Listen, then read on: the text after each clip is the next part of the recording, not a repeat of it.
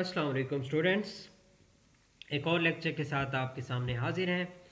हम जो है अब लेक्चर्स की जो सीरीज़ हमारी चल रही है वो चेंज ऑफ वॉइस से मुतालिक, यानी हमने वो सारे रूल्स पढ़ने हैं तमाम टेंसेस से मुतालिक जो कि एक्टिव वॉइस और पैसिव वॉइस के एक दूसरे से तब्दील करने से मुतालिक है।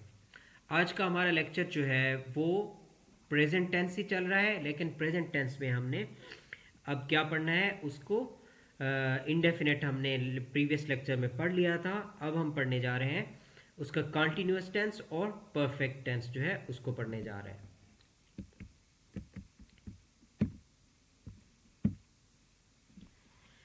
तो स्टूडेंट्स सबसे पहले हम देख लेते हैं कि प्रेजेंट कॉन्टिन्यूस टेंस जो है उसमें एक्टिव वॉइस यानी सिंपल सेंटेंस जो हमें दिया गया होगा उसका सेंटेंस का स्ट्रक्चर हमारे पास किस शक्ल में होगा। तो सिंपल सेंटेंस यानी एक्टिव वॉइस जो होगा जिसमें परफॉर्मर ऑफ द एक्शन का हमें पता चल रहा होगा, तो उसका स्ट्रक्चर जो है सबसे पहले हमें सब्जेक्ट दिया गया होगा। गौर से अगर हम देखेंगे चूँकि कॉन्टिन्यूस टेंस है प्रेजेंट का, तो हेल्पिंग वर्ब सब्जेक्ट के फ़ौरन बाद होगा सिंपल सेंटेंस में भी। अब और वो किस शक्ल में होंगे सब्जेक्ट की नौयत के लिहाज से, या इज़ होगा हेल्पिंग वर्ब, या एम होगा, या फिर आर होगा। और उसके बाद हमें वर्ब जो है वो दिया गया होगा, और वर्ब किस शक्ल में हमारा होना चाहिए। प्रेजेंट चूँकि कॉन्टिन्यूस है तो आप लोगों को पता है प्रेजेंट पार्टिसिपल की फॉर्म में वर्ब हमारा होना चाहिए। और प्रेजेंट पार्टिसिपल से मुराद क्या है, ING form of the verb जिसे हम कहते हैं कॉन्टिन्यूस टेंसेस में, आप लोगों को पता है वो लगाई जाती है। तो यानी सबसे पहले सब्जेक्ट एक्टिव वॉइस में प्रेजेंट कॉन्टिन्यूस के, उसके बाद हेल्पिंग वर्ब इज एम और उसके बाद वर्ब की प्रेजेंट पार्टिसिपल यानी ING form of the verb, और लास्ट में जो है ऑब्जेक्ट जो है वो हमें दिया गया होगा। एग्जाम्पल देख लेते हैं। For example, they are calling us. They subject of the sentence, और सब्जेक्ट की नोयत के लिहाज से हेल्पिंग वर्ब हो गया, और उसके बाद वर्ब की प्रेजेंट पार्टिसिपल फॉर्म यानी आईएनजी फॉर्म कॉलिंग, और उसके बाद अस जो है ऑब्जेक्ट ऑफ द सेंटेंस। तो ये प्रेजेंट कंटिन्यूअस का स्ट्रक्चर ऑफ द सेंटेंस है एक्टिव वॉइस की सूरत में, जिसे हम सिंपल सेंटेंस भी यहाँ कह सकते हैं। She is watching the movie, she subject of the sentence, is subject की मुनासबत से उसका helping verb, watching present participle form of the verb या ING form of the verb, the movie इसका ऑब्जेक्ट ऑफ द सेंटेंस हो गया। अब हमें एक्टिव वॉइस का सेंटेंस स्ट्रक्चर क्लियर हो गया। यहाँ तक एग्जाम्पल्स की सूरत में भी हमने उनको देख लिया कि किस तरीके से ये पैटर्न होगा इसका। अब आ जाते हैं हम के कॉन्टिन्यूअस के एक्टिव वॉइस को पैसिव में अगर तब्दील करना हो, तो पैसिव वॉइस का जो सेंटेंस स्ट्रक्चर है वो क्या होगा। कलर कम्बिनेशन को आपने गौर से देखना है, तो चीज़ें आपको समझ आएंगी कि एक्टिव में से कौन सा वर्ड पैसिव में किस जगह पर आ रहा है और कैसे तब्दील हो रहा है। तो सबसे पहले देखते हैं पैसिव वॉइस का सब्जेक्ट जो है वो कलर क्या बता रहा है, वो कौन सा बनेगा एक्टिव वॉइस में जो ऑब्जेक्ट था। यानी एक्टिव वॉइस का ऑब्जेक्ट सेंटेंस का उसको हम पैसिव वॉइस के सेंटेंस में सब्जेक्ट बना देंगे रेलेवेंट प्रोनाउन का केस चेंज करते हुए, अगर प्रोनाउन होगा तो। उसके बाद चूंकि नए सेंटेंस यानी पैसिव वॉइस में अब जो नया सब्जेक्ट हमारा बना है, जिसे हमने कहाँ से बनाया था, एक्टिव वॉइस के ऑब्जेक्ट से, तो इसी के मुताबिक अब देखेंगे हेल्पिंग वर्ब कौन सा है। क्योंकि कॉन्टिन्यूअस है तो एक्टिव में भी हेल्पिंग वर्ब यूज होते हैं, पैसिव में वैसे यूज होते हैं। तो यहाँ भी हेल्पिंग वर्ब इज एम या आर में से कोई होगा जो भी सब्जेक्ट के मुताबिक जिसे आना चाहिए। अब कॉन्टिन्यूअस में एक एडिशन है, यानी प्रेजेंट कॉन्टिन्यूअस के पैसिव वॉइस में एक एडिशन है। हेल्पिंग वर्ब के फौरन बाद हमने अब वर्ब की पास्ट पार्टिसिपल फॉर्म नहीं लगानी, बल्कि उससे पहले हेल्पिंग वर्ब के फौरन बाद बीइंग एक वर्ड ऐड करना है। हमने कौन सा वर्ड ऐड करना है, बीइंग। इसको भी हमने डिफरेंट कलर दिया है, जो किस चीज़ को सजेस्ट कर रहा है कि ये एक एडिशन है, यानी हेल्पिंग वर्ब के बाद एक एडिशन है जिसे याद रखना ज़रूरी है, इसलिए डिफरेंट कलर इसको दिया है। और बीइंग लगाने के बाद यानी सब्जेक्ट पैसिव वॉइस में सब्जेक्ट के मुताबिक हेल्पिंग वर्ब के फौरन बाद बीइंग वर्ड का एडिशन, बीइंग के बाद वही वर्ब की पास्ट पार्टिसिपल फॉर्म, और उसके बाद preposition by और उसके बाद ऑब्जेक्ट का कलर जाहिर कर रहा है कि एक्टिव वॉइस के सब्जेक्ट से हमने उसको तब्दील करके ऑब्जेक्ट पर ले आए हैं। उसके रेलेवेंट केस भी चेंज करेंगे अगर वो प्रोनाउन हुआ तो। अब एग्जाम्पल देख लेते हैं। एक्टिव वॉइस में हमारा पहला सेंटेंस क्या था? They are calling us. They are calling us. सबसे पहला स्टेप कन्वर्शन रूल्स का क्या बताता है हमें कि ऑब्जेक्ट ऑफ एक्टिव वॉइस को पैसिव वॉइस का सब्जेक्ट बना देना है। अब हमारे पास सब्जेक्ट था अस। कलर इसका गौर से देख लें। पैसिव वॉइस में वही सेम कलर है वी, लेकिन उस वी को हमने यानी केस बता रहा है कि एक्टिव वॉइस में वो ऑब्जेक्टिव केस अस की शक्ल में था। उसी अस को जब हम पैसिव वॉइस का सब्जेक्ट बनाते हैं तो वो अपना केस ऑब्जेक्टिव अस से वी सब्जेक्टिव केस में खुद को तब्दील कर लेता है। तो अब वी के साथ हेल्पिंग वर्ब लगाना था हमने, जो नया सब्जेक्ट हमारा पैसिव वॉइस में बनाया है, तो वो क्या डिमांड करता है? हमें इज एम आर में से आर लगाना चाहिए, क्योंकि वी के साथ हमेशा हेल्पिंग वर्ब आर लगता होता है। अब चूंकि कॉन्टिन्यूअस टेंस है, तो कॉन्टिन्यूअस टेंस में पैसिव वॉइस के लिए हमने क्या कहा था ऊपर के हेल्पिंग वर्ब के फौरन बाद हमें बीइंग वर्ड जो है वो लगाना होगा। तो वी आर के बाद वर्ड बीइंग हमने लगाया, उसके बाद वर्ब की पास्ट पार्टिसिपल फॉर्म कॉल्ड और फर्दर जो है प्रेपोजिशन बाय, और उसके बाद पैसिव वॉइस का ऑब्जेक्ट हमने देम लगाया है। कलर हमें बता रहा है जो हमें एक्टिव वॉइस के सब्जेक्ट से हमने इसे निकाला है, यानी एक्टिव वॉइस का सब्जेक्ट हमारे पैसिव वॉइस का ऑब्जेक्ट बना है, लेकिन अपना केस तब्दील करते हुए। यानी दे एक सब्जेक्ट था एक्टिव वॉइस में, जब वो ऑब्जेक्ट हुआ तो अपना केस दे से देम ऑब्जेक्टिव केस में खुद को उसने बदल दिया है। अब जो है हम आगे चलते हैं, सेकेंड एग्जाम्पल को भी देख लेते हैं। एक्टिव वॉइस में क्या था? She is watching the movie. अब ऑब्जेक्ट ऑफ द सेंटेंस हमारा एक्टिव वॉइस में द मूवी है, तो पैसिव वॉइस में ये सब्जेक्ट बन जाएगा द मूवी। अब द मूवी के मुनासबत से हेल्पिंग वर्ब जो है वो इज़ आना चाहिए था, इज़ हमने लगा दिया, और हेल्पिंग वर्ब के फ़ौरन बाद हमें बीइंग वर्ड ऐड करना है, वो भी हमने पुट कर दिया। अब उसके बाद पास्ट पार्टिसिपल फॉर्म वॉच्ड हो गई, वॉच से पास्ट पार्टिसिपल फॉर्म के बाद प्रेपोजिशन बाय, और प्रेपोजिशन बाय लगाने के बाद हमें पैसिव वॉइस का जो हमने ऑब्जेक्ट लगाया है हर, तो दरअसल ये कलर कॉम्बिनेशन हमें बता रहा है कि इसको हमने एक्टिव वॉइस के सब्जेक्ट से लिया है, जो कि एक्टिव वॉइस में शी की सूरत में था, और शी एक सब्जेक्ट था। उसको जब हम ऑब्जेक्ट बनाते हैं पैसिव वॉइस में जाकर, तो उसका केस शी से हर वो भी रेलेवेंट अंदाज से तब्दील कर देते हैं। नेक्स्ट जो है अब वही प्रेजेंट कॉन्टिन्यूस टेंस चल रहा है अभी हमारा, तो इसमें हम इसकी categories negative sentence, interrogative sentence, या इंटेरोगेटिव और नेगेटिव दोनों फीचर्स को अगर कंबाइन कर दें एक ही सेंटेंस में, तो वो भी पढ़ लेते हैं। नेगेटिव क्या होना चाहिए प्रेजेंट कॉन्टिन्यूस में? यानी दे और नॉट कॉलिंग अस, यानी सब्जेक्ट के बाद हेल्पिंग वर्ब, हेल्पिंग वर्ब के फ़ौरन बाद नॉट लगाया जाता है, और उसके बाद ING form of the verb या present participle form of the verb, और उसके बाद जो है ऑब्जेक्ट ऑफ द वर्ब। तो ये सिंपल सेंटेंस हो गया नेगेटिव में कॉन्टिन्यूअस कैटेगरी प्रेजेंट की।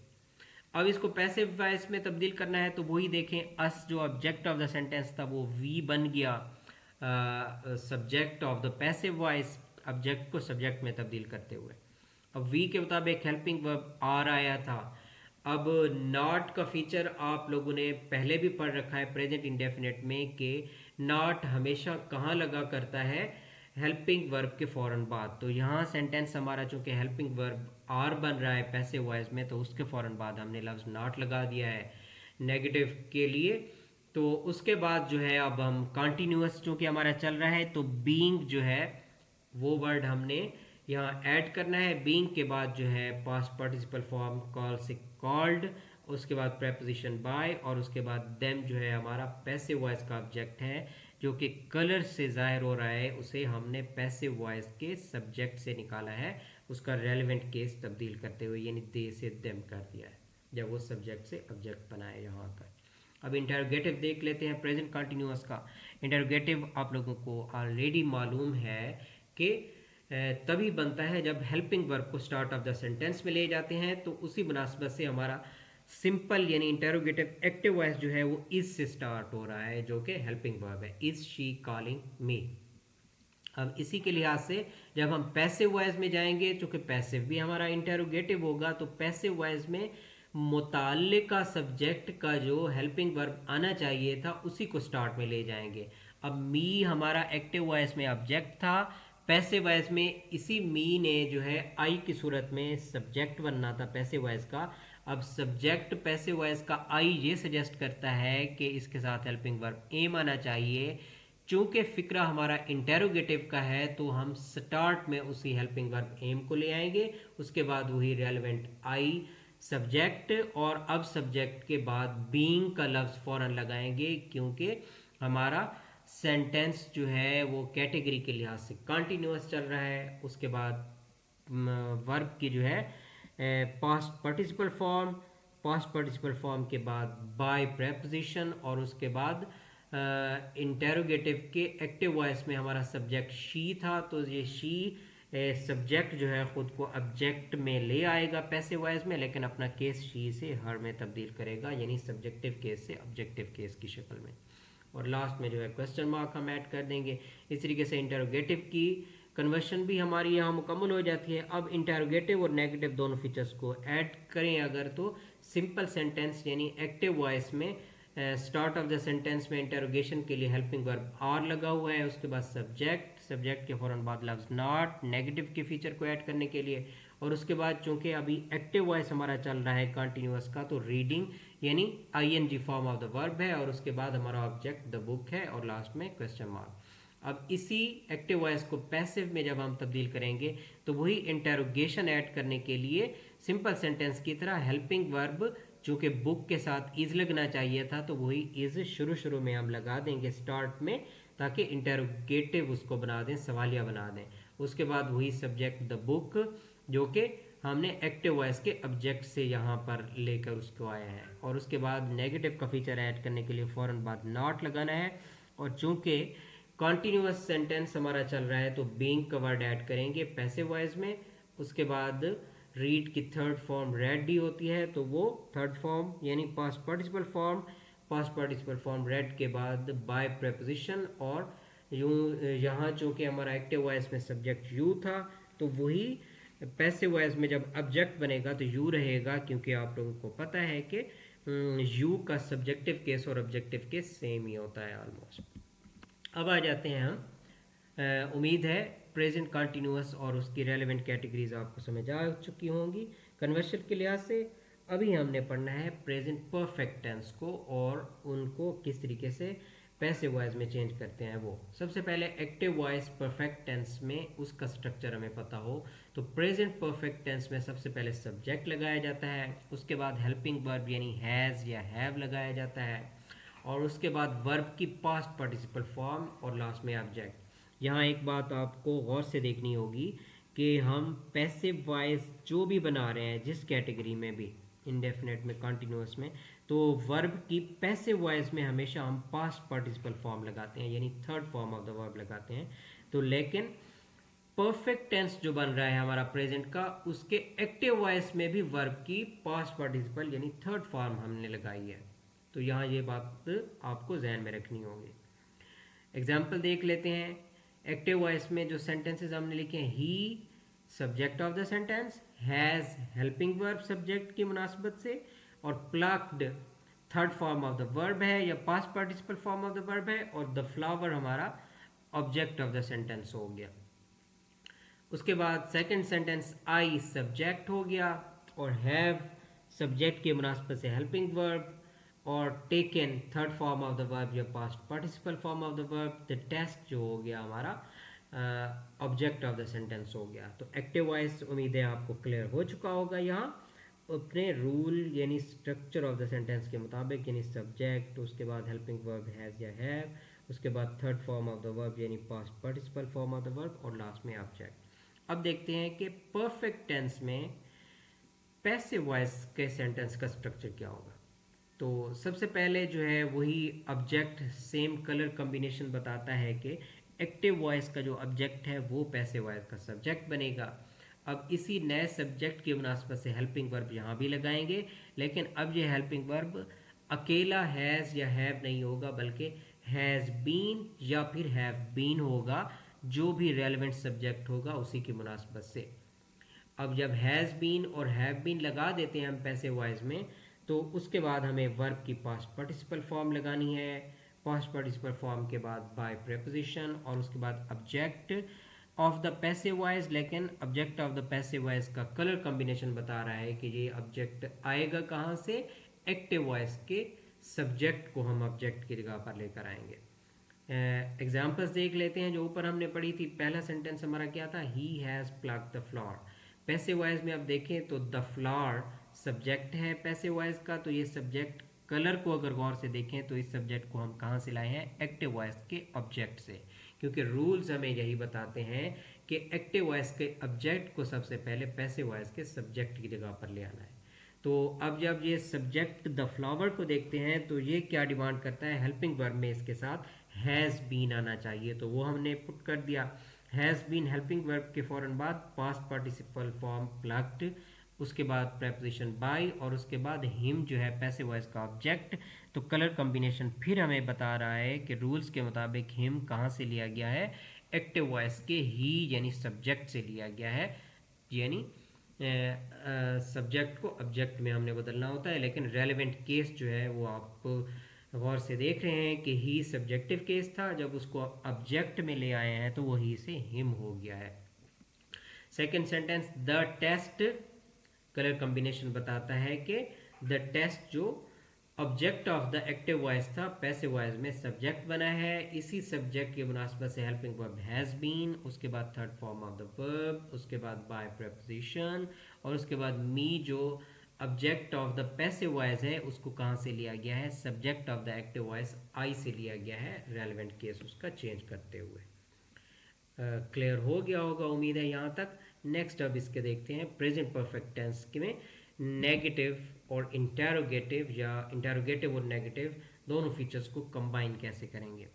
तो नेगेटिव सेंटेंस परफेक्ट टेंस में क्या होगा, सब्जेक्ट ही, उसके बाद हेल्पिंग वर्ब हैज़, उसके फ़ौरन बाद हेल्पिंग वर्ब के फ़ौरन बाद नॉट। आप लोगों को पहले ये चीज़ बार बार बताई जा चुकी है कि हेल्पिंग वर्ब के फ़ौरन बाद लफ्ज़ नॉट लगा करता है नेगेटिव के फीचर को ऐड करने के लिए, तो यहाँ भी वही हमने देखा है। उसके बाद सपोर्टेड पास्ट पार्टिसिपल फॉर्म और उसके बाद अस जो है ऑब्जेक्ट हो गया। अब इसी सेंटेंस को नेगेटिव के जब हम पैसिव में तब्दील करते हैं तो सबसे पहले अस जो ऑब्जेक्ट ऑफ द सेंटेंस था वही सब्जेक्ट बनेगा वी की शक्ल में अपना केस तब्दील करते हुए, और वी जब सब्जेक्ट होगा हमारे पैसिव वॉइस का तो इसकी मुनासबत से अब हमारा हेल्पिंग वर्ब हैव आना चाहिए। वो तो वैसे तो पैसिव वॉइस में क्या होता था, हैव बीन लगाते होते थे हम हेल्पिंग वर्ब परफेक्ट टेंस में, लेकिन यहाँ चूंकि नेगेटिव का फीचर नॉट भी ऐड करना है तो आप लोगों को ये बात गौर से देखनी होगी कि हैव और बीन के दरमियान में लफ्ज़ नॉट आना चाहिए। यही ऑर्डर या तरतीब ठीक है अल्फाज की। अगर आप हैव बीन या हैज़ बीन पहले लिख देते हैं फिर नॉट लगाते हैं तो ये तरतीब अल्फाज की गलत हो जाएगी, आपका सेंटेंस भी गलत हो जाएगा। तो आपने क्या चीज़ ज़हन में रखनी है, हैज़ बीन पैसिव में अगर आ रहा है या फिर हैव बीन आ रहा है तो इनके दरमियान में हैज़ और हैव के फ़ौरन बाद नॉट लगाएंगे, फिर जो है बीन लगाएंगे। इस तरतीब को ध्यान में रखना है, बाकी तरतीब सारी वही चल रही है। इंटरोगेटिव में जैसा कि पहले पता है हमें कि हेल्पिंग वर्ब हमेशा स्टार्ट ऑफ द सेंटेंस में जब जाता है तो ही सेंटेंस को इंटरोगेटिव बनाता है। तो यहाँ चूँकि परफेक्ट टेंस में हेल्पिंग वर्ब हैज़ या हैव होते हैं तो वही स्टार्ट ऑफ द सेंटेंस में है।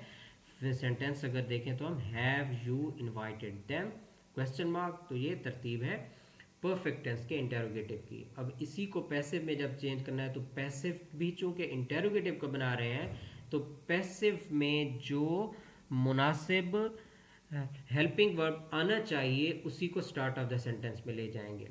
अब चूंकि पैसिव वॉइस का सब्जेक्ट दे है जो कि देम ऑब्जेक्ट से निकाला गया एक्टिव वॉइस के, तो दे क्या डिमांड करता है, उसके साथ हैव आना चाहिए था, तो उसी हैव को स्टार्ट ऑफ द सेंटेंस में हम ले आए हैं क्योंकि फिक्रा हमारा इंटेरोगेटिव का है। तो हैव दे, उसके बाद बीन, और उसके बाद invited third form of the verb, preposition by, और उसके बाद यू जो कि अब ऑब्जेक्ट है लेकिन लिया कहाँ से गया है, सब्जेक्ट से एक्टिव वॉइस के। कलर कॉम्बिनेशन आपको बता रहा है कौन सी चीज़ किस चीज़ में तब्दील हो रही है। अब इंटेरोगेटिव और नेगेटिव फीचर्स को अगर कंबाइन करना है तो पहले सिंपल सेंटेंस देख लेते हैं। Helping verb start of the sentence में हैज़ इंटेरोगेटिव बनाने के लिए, उसके बाद शी सब्जेक्ट, और उसके फ़ौरन बाद नेगेटिव के फीचर के लिए नॉट, फिर cooked third form of the verb, और उसके बाद द फूड हमारा ऑब्जेक्ट ऑफ द सेंटेंस और क्वेश्चन मार्क। इसी को पैसिव वॉइस में अब सेकंड सेंटेंस देखें, जब चेंज करते हैं तो फर्स्ट सेंटेंस का object the food, second subject का सेकंड सेंटेंस का सब्जेक्ट द फूड बनकर आता है। लेकिन चूंकि फिक्रा इंटेरोगेशन भी ऐड करनी है हमने, तो द फूड के साथ जो हेल्पिंग वर्ब हैज़ आना था उसको स्टार्ट ऑफ द सेंटेंस में हम लगा देते हैं, यानी हैज़ द फूड।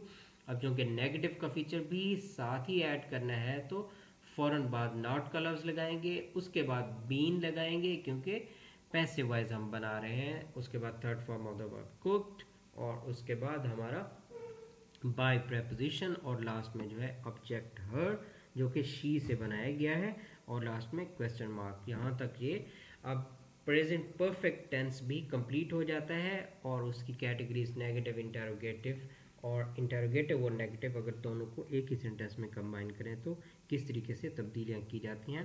स्टूडेंट्स, आपने सिर्फ ये गौर इस तरीके से करना है, वो रूल्स जहन में रखने हैं कि कौन कौन से स्टेप लेने हैं, यानी ऑब्जेक्ट को सबसे पहले सब्जेक्ट में, उसके बाद हेल्पिंग वर्ब, उसके बाद past participle form of the verb, और उसके बाद बाय प्रेपोजिशन, और उसके बाद सब्जेक्ट को ऑब्जेक्ट में। ये रूल्स आपके जहन में हों, और उसके बाद सेंटेंसेस में जो कलर कम्बिनेशन दिया हुआ है इसको गौर से देखें तो आपको चीज़ें आसानी से समझ आती जाएंगी। यहाँ तक आकर हमारा आज का दूसरा लेक्चर ख़त्म हो जाता है, और हमने प्रेजेंट टेंस को भी कंप्लीट कर लिया है उसकी सारी कैटेगरीज के साथ। तो यानी एक्टिव वॉइस को पैसिव वॉइस में किस तरीके से चेंज करते हैं, प्रेजेंट टेंस की जितनी कैटेगरीज हैं। यहाँ आपने कुछ बातें गौर की होंगी, ये जो 2 लेक्चर्स हमारे चले हैं प्रेजेंट टेंस के, कि इसमें हमने सारी कैटेगरीज नहीं पढ़ी, तो इस चीज़ को हम अगले लेक्चर में डिस्कस करने वाले हैं कि कौन सी चीज़ें इंग्लिश लैंग्वेज के रूल्स के मुताबिक, जो कि अहले ज़बान अंग्रेज़ी ज़बान बोलने वाले किस तरह की कैटेगरीज़ को एक्टिव से पैसिव में यूजुअली चेंज करते हैं या नहीं करते, इसकी वजाहत जो है नेक्स्ट लेक्चर में हमारे सामने आ जाएगी, हम उसको एक्सप्लेन करेंगे। तो अब तक के लिए इतना काफ़ी है, नेक्स्ट लेक्चर का इंतज़ार कीजिएगा। अल्लाह हाफिज़।